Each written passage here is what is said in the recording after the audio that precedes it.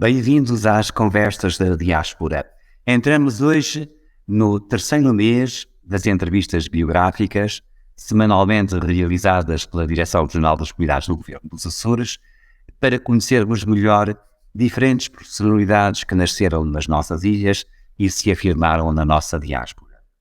Estas entrevistas são transmitidas nas redes sociais e retransmitidas por programas de televisão nos Estados Unidos e no Canadá, como a Televisão Portuguesa da Califórnia, a Rádio e Televisão de Artísia e a FPTV de Toronto, no âmbito da recente constituição da ADMA, Azores Diaspora Media Alliance.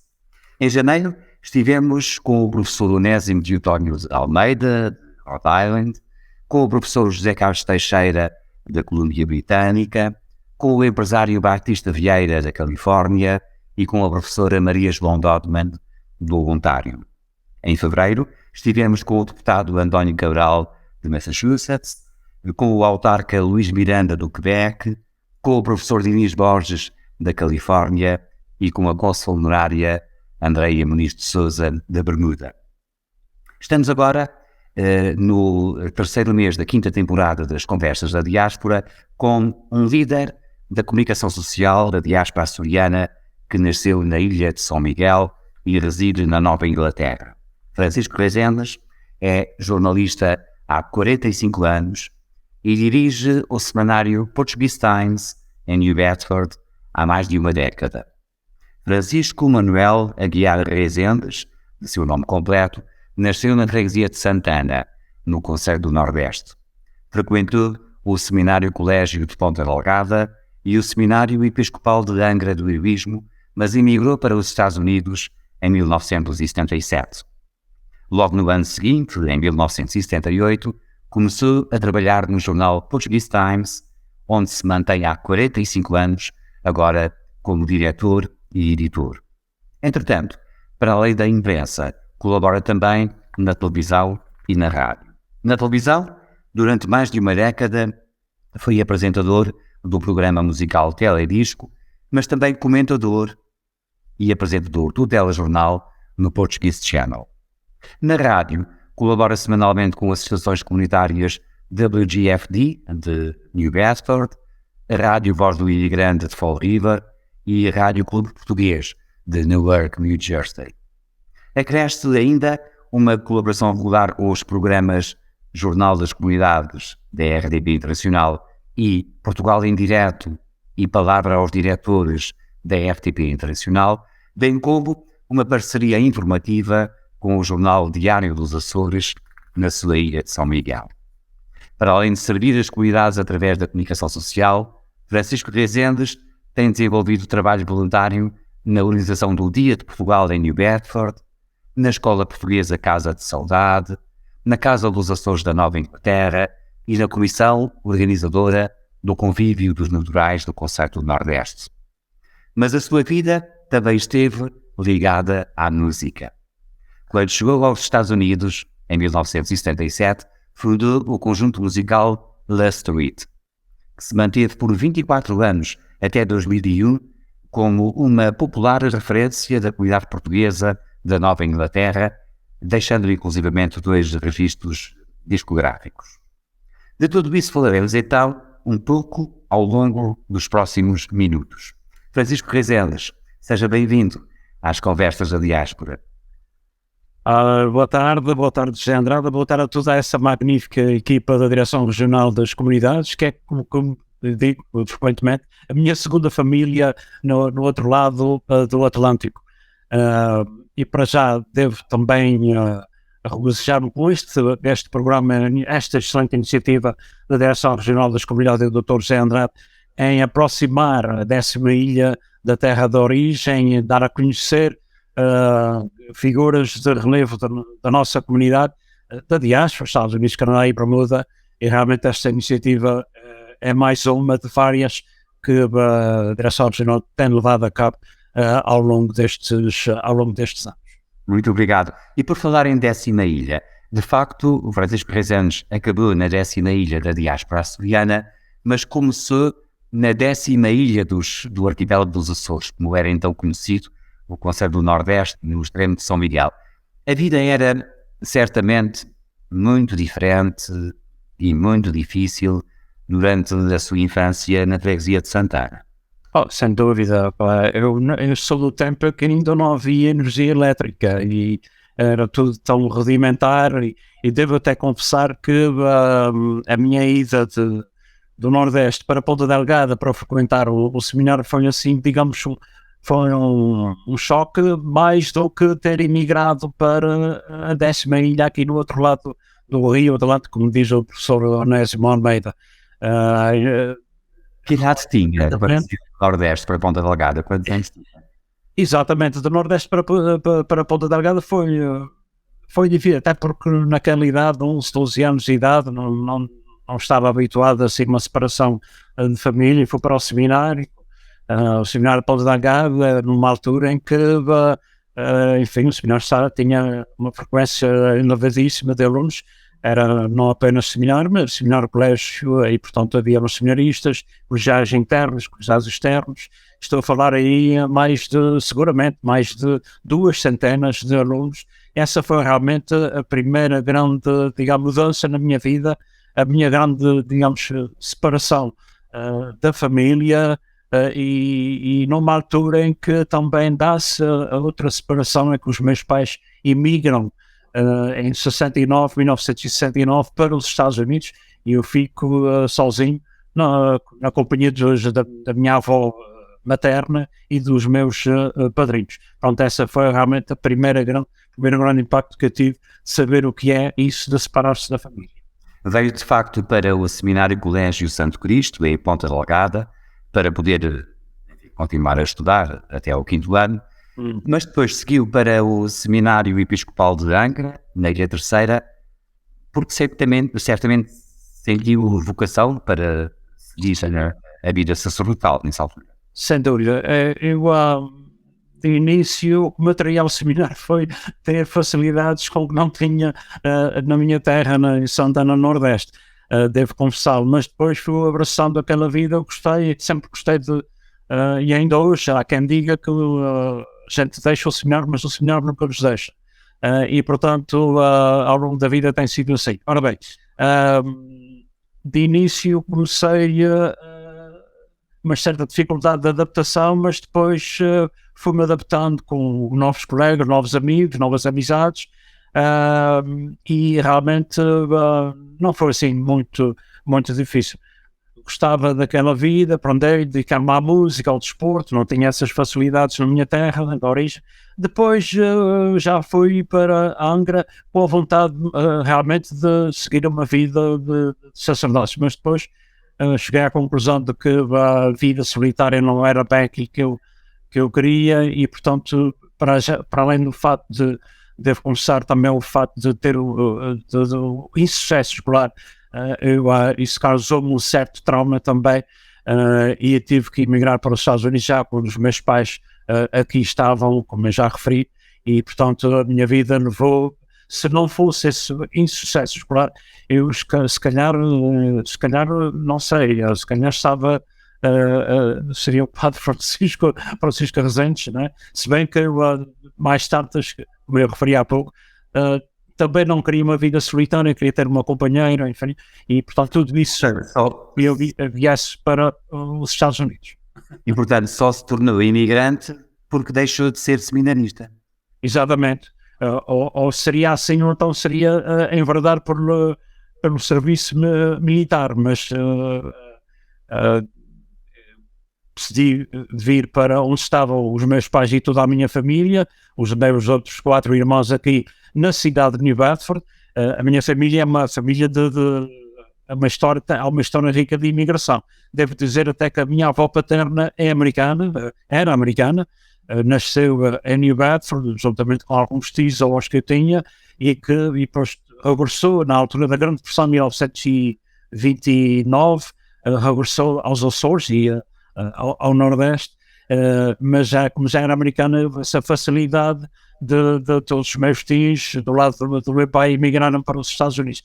E o meu pai também é daquela leva de imigrantes dos anos 50 que foi não é a primeira, acho que a primeira é 1952. Em 1955, meu pai ainda era solteiro e migrou para o Canadá, trabalhar em caminhos de ferro, assim, na British Columbia, aqui no Halifax, em Alberta, no Canadá, e portanto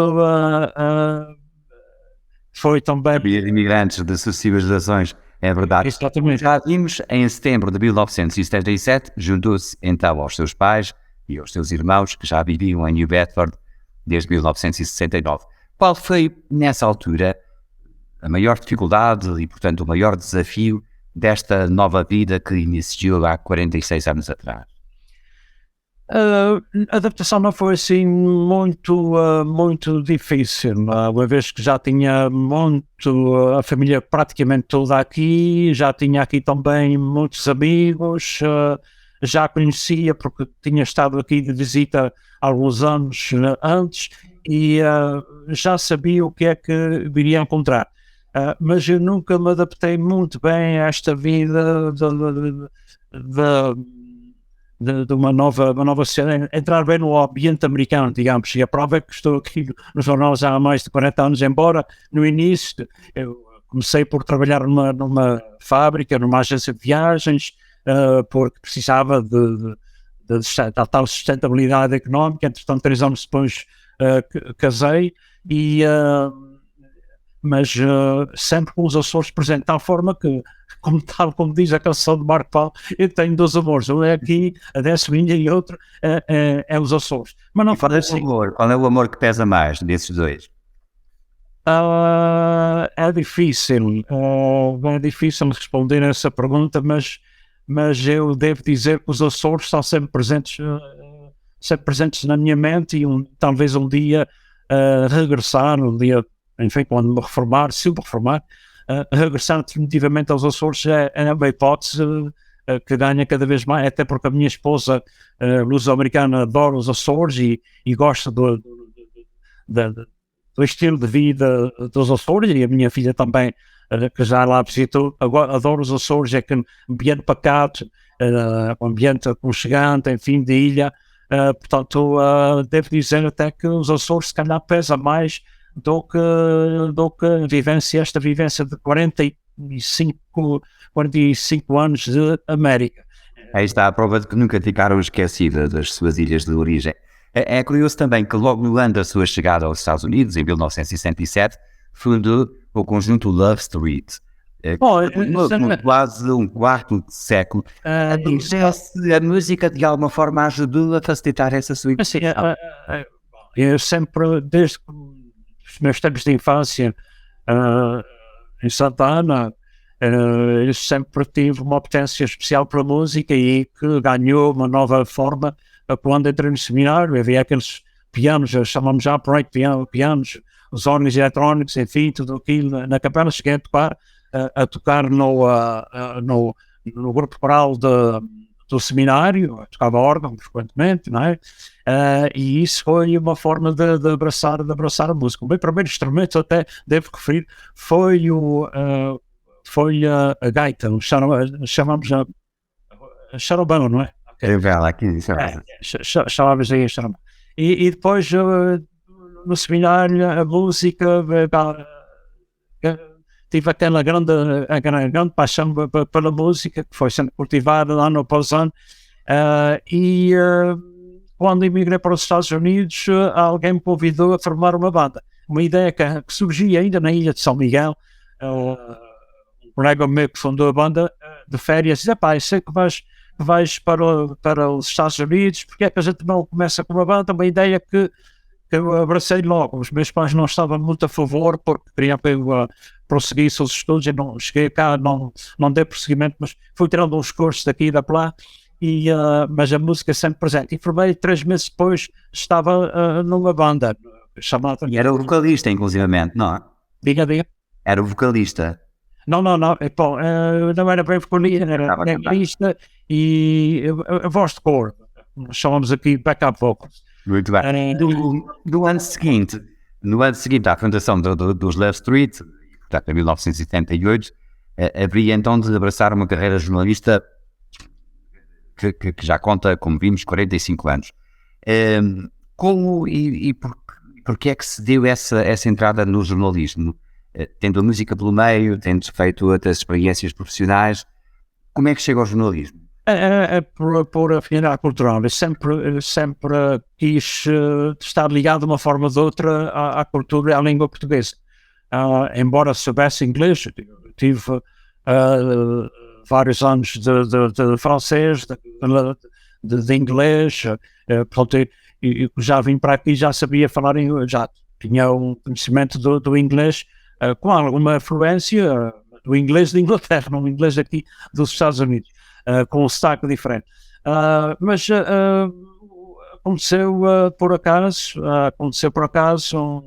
um amigo meu disse, o Portuguese Times tem vaga, e eu disse, gostava sempre, gostei de jornalismo. E foi assim, na altura, era o diretor, Sr. Manuel Adelino Ferreira, já não apanhei cá, por exemplo, o Tony Alberto Costa, que foi, e devo referir até, que foi um verdadeiro ícone da comunicação social portuguesa aqui no Massachusetts e Rhode Island, desta zona sudeste da Nova Inglaterra, mas apanhei o saudoso Manuel Adelino Ferreira, falecido há pouco tempo. Foi ele quem me deu os primeiros passos no jornalismo, me ajudou imenso. Aprendi muito com ele, aprendi muito com o outro, que ainda, felizmente, ainda temos a felicidade de ter connosco um amigo meu chamado Eurico Mendes, que é, sem dúvida alguma, um grande jornalista, que começou a sua carreira em Almada e depois foi para o antigo ultramar português, para Angola, e eu, a pessoa com quem eu tenho aprendido. Portanto, a minha vida no jornalismo não foi assim de tirar o curso, foi aprendendo, foi vendo, foi lendo, foi digamos, uma autodidata na área de jornalismo, foi aprendendo com muita gente, e foi, enfim, lendo essas publicações a nível de Portugal continental e dos Açores, e foi essa no dia a dia, aprendendo. A princípio era mais no aspecto técnico, depois foi assim, foi aprendendo, porque isto de jornalismo também é preciso, não é só a vocação, mas é preciso também aprender técnicas, aprender certas táticas, digamos, e realmente aprendendo com muita gente que a maior parte deles já cá não estão. Foi realmente uma trampolim de lançamento para o jornalismo. E desde então, o Portuguese Times tem sido a sua segunda casa, por vezes até se calhar a primeira. Acho que está agora aí no seu posto de trabalho, inseparável na redação do jornal de NU. Exatamente. Diga. O Dr. José Andrade referiu há pouco, talvez na segunda casa, por vezes é a primeira, por vezes até é a primeira. E eu, neste momento estou trabalhando na redação do Portuguese Times sozinho, mas tenho pessoal a trabalhar remotamente comigo. O Eurico Mendes é um deles, o Augusto Pessoa, que é o nosso repórter e que tem sido o braço direito do jornal, sem dúvida. Alda Freitas, que também trabalha de casa, ajuda-me com algumas páginas, etc. E neste momento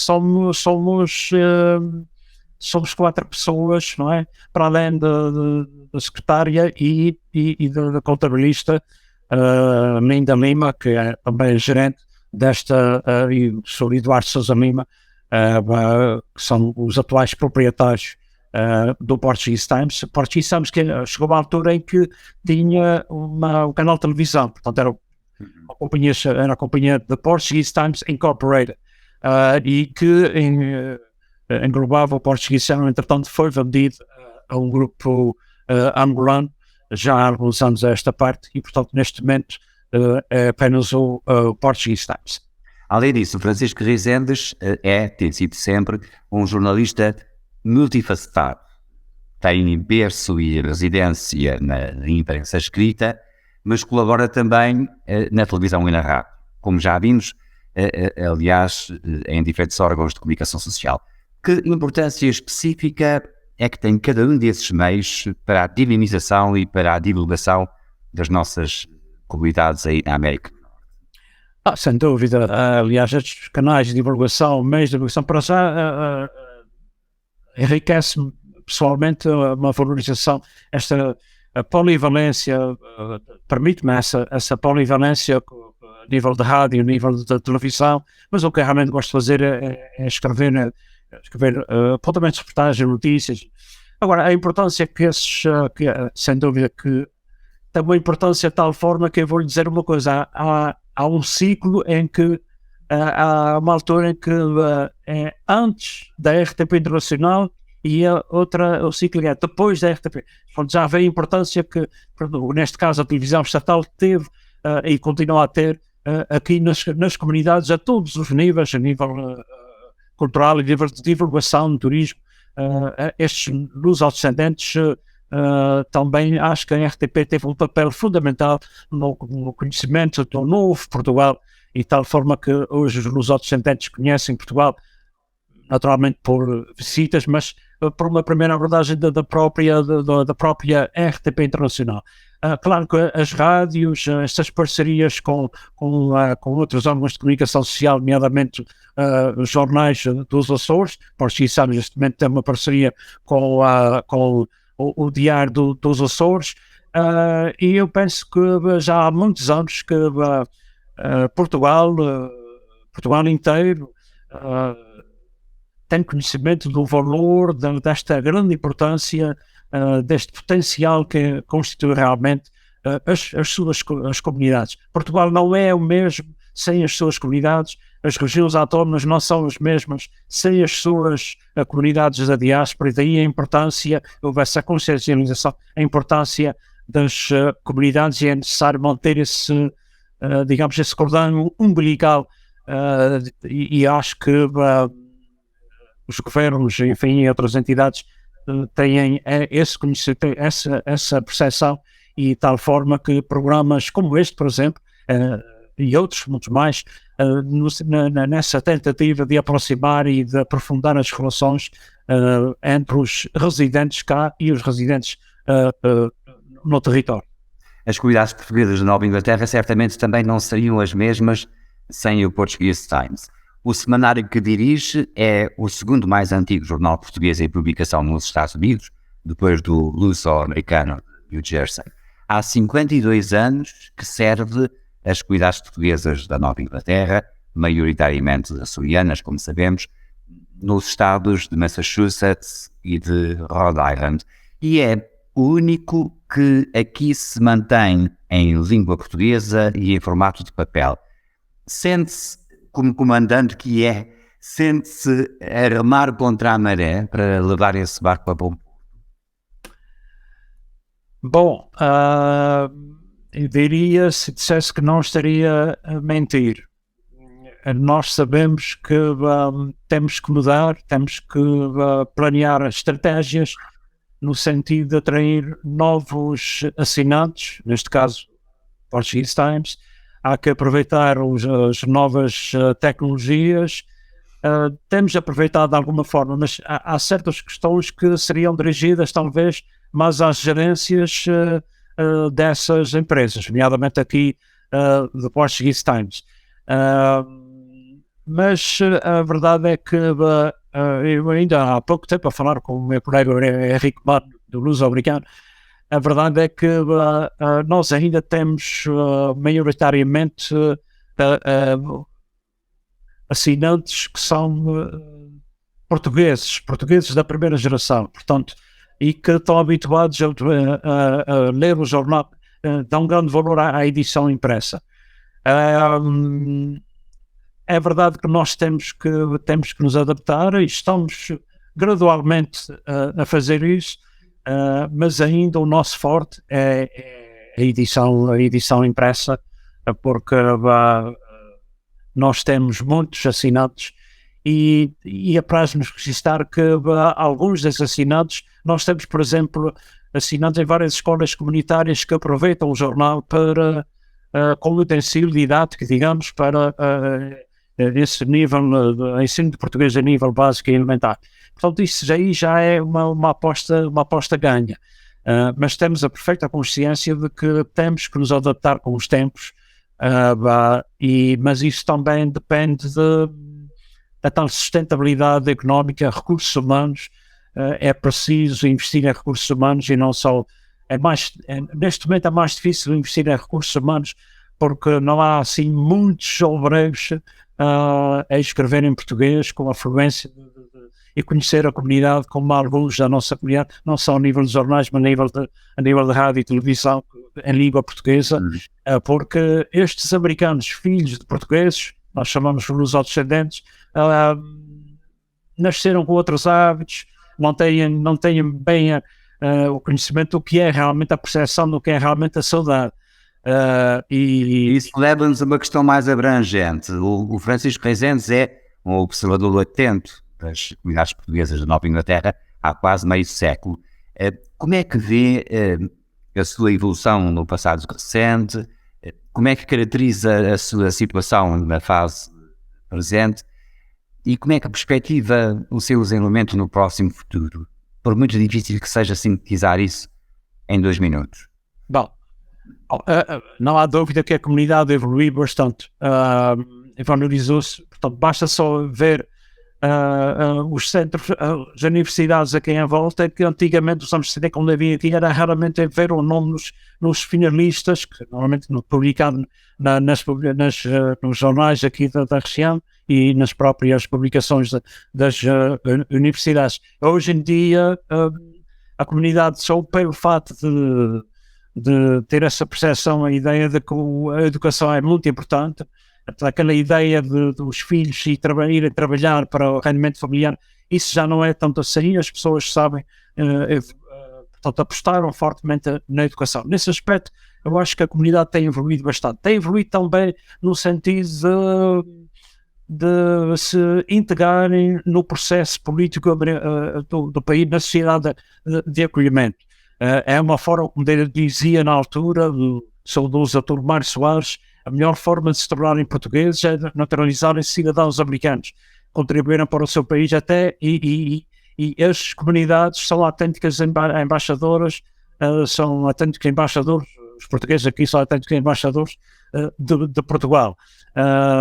E, portanto, só aí reconheço que tem havido uma grande evolução da comunidade, no sentido de mas também é uma comunidade que se integra perfeitamente, mas é uma comunidade que sabe preservar os seus valores, a sua herança, e tal forma que nós somos culturalmente ricos porque temos esta vivência de vários, num país de vários países, uma nação de nações que é os Estados Unidos, e ao mesmo tempo mantermos sinais vistos da nossa presença portuguesa aqui, organizações, diversas iniciativas socioculturais aqui para a comunidade, e esta 10ª ilha aqui é realmente muito rica culturalmente.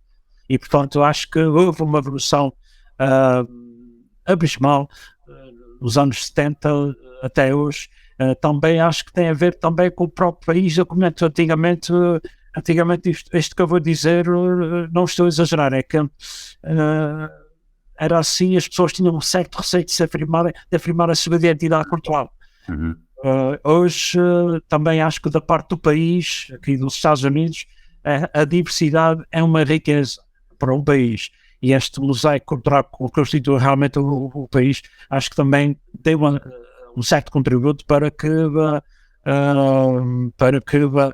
a comunidade portuguesa se afirmasse na sua identidade cultural como sendo portuguesa, e muito orgulhosamente. Aliás, já se vê-se muitos jovens lusodescendentes a abraçarem diversas iniciativas, coisa da cultura própria, por exemplo. Há pouco tempo tivemos aqui o Carnaval, onde o Carnaval é das tradições que mais atrai a juventude, que participa ativamente nestas danças carnavalescas, de uma forma, as próprias manifestações, por exemplo, Dia de Portugal, aqui por estas regiões, aqui em Boston, em Providence, em New Bedford, vê-se muita juventude a abraçar essas iniciativas. É verdade que há quem diga que a comunidade vai envelhecendo e é preciso motivar e atrair estes jovens. Não é tarefa fácil. Uma coisa é a geração de portugueses, primeira geração, outra coisa é incentivar esta juventude já aqui nascida a abraçar certos sinais da nossa identidade. Muito bem. Infelizmente, quando a conversa é agradável, o tempo voa. Mas há uma última questão. Como jornalista que é há 45 anos, Francisco Rezendes levou boa parte da sua vida a fazer perguntas aos outros. Por isso mesmo, no final desta nossa conversa, faço-lhe um desafio. Que pergunta faria a si próprio, que eu ainda não lhe tenha feito, numa entrevista que se pretende biográfica? Olha, que essa é uma questão, eu tenho que dizer isto, tenho que refletir. Talvez a pergunta que eu diria: és um açoriano da América ou és um americano na DSB? E a resposta qual seria? Um açoriano da América. Muito bem. Francisco Racedes, muito obrigado pela sua participação nestas conversas da diáspora. Voltaremos na próxima semana para a 10ª entrevista biográfica com o Michael S. Mário Silva, que já foi vice-presidente da Câmara de Toronto, na província do Ontário, Canadá. Então, até lá.